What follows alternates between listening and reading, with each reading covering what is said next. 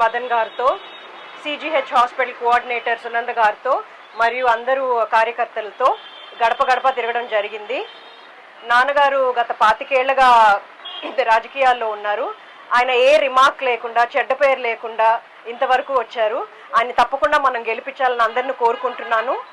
అలాగే ఆదాల ప్రభాకర్ రెడ్డి గారిని, మన విజయసాయి రెడ్డి గారిని ఎంపీగా మరియు జగనన్నని గెలిపించుకుందామని అందరినీ కోరుకుంటున్నాను. నమస్కారం.